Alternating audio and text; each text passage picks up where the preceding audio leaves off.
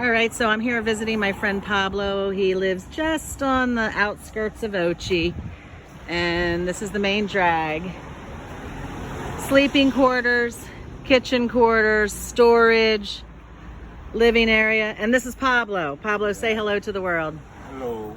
So, Pablo, you're born and raised in Jamaica, and you've told me a little bit about your life. You were married, right? You have children? I have children, more than one. More than one child. Yeah. So, did you live abroad at the time? No, So the mother's a Jamaican, one of them, and the other, American. an American lady. All right. So, tell me, kind of give me a synopsis of your life. Young boy, did you go to school? I mean, was life hard? I mean, life is always a struggle, but I mean, tell me how you came to be here today. Well, I say, we have a hard time. I fight it, I did younger. But mommy did got more than one of us to send go to school. And my father used to do some farming, so I had to in the farm with him too. So when parents have to send their children to school, they have to pay for each child individually, right? Yeah, so you have to. So it's not a free education. Many people think because this is a third world country that education's free, but it's not. No. So that makes it even more difficult. So parents have to make hard choices. Yeah. So was it that you were a big boy? Is that, strong and so forth? Is that why you were asked to work on the farm instead of going to school? Well, I'll put it that way. We were strong. We grew up very strong. Mm-hmm. I think a lot of forage and go to the sea. I was close by the beach. Okay. So we go catch fish for ourselves to make dinner. And I was born here in Ocherias, Coconut Grove, and we got a lot of breadfruit. Always, the crop always around, so you can roast breadfruit and steam some fish. So were your parents in the industry, or were they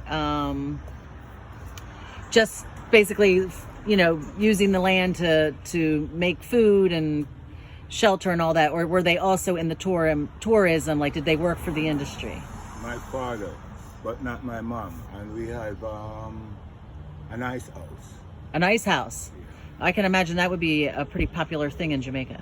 Yeah, but it doesn't made from block. What is it made from? Stone. The house. So they carved it basically out of a hillside? No, they get the stones and pack them together. Okay. And that had to be very well insulated, so that was great for the ice. Yeah. All right. So then as a teenager going through life, so you never did actually attend any kind of formal school? Yeah, I go to school. I go to tree school. Okay. And did you ever travel abroad? No. So how did you meet your wives or the mothers of your children? Well, one of them is from Jamaica. She's an Indian. And when you say Indian, so we understand, she's not Indian from India. No. She's like equal to how a Native American Indian would be in America. This would be a Native Jamaican Indian. Her father is from India.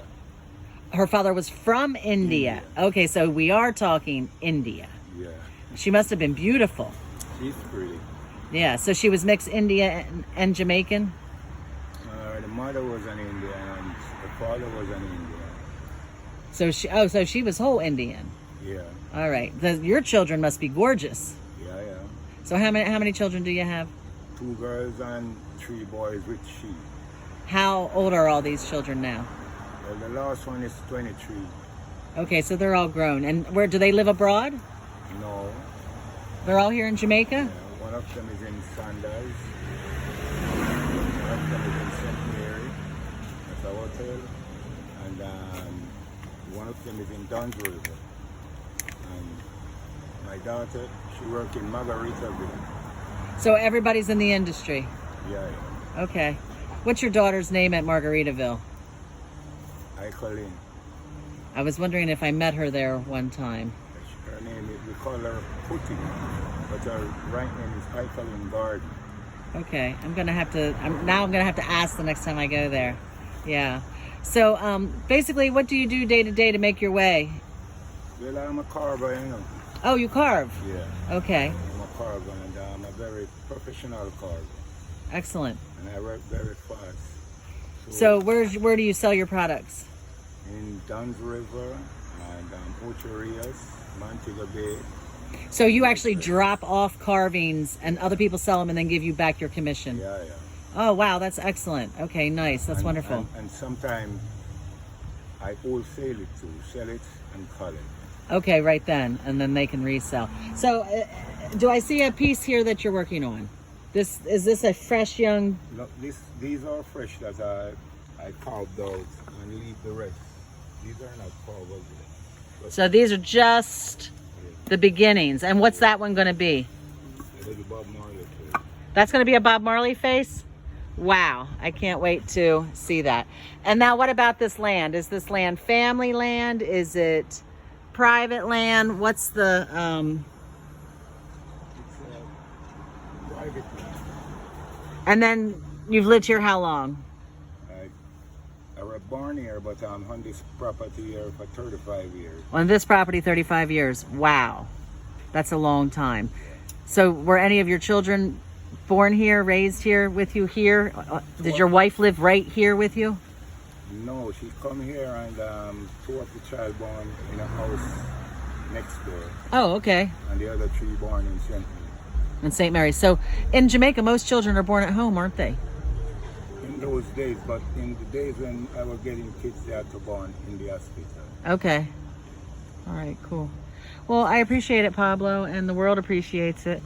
I love All right. Rastafari. One love.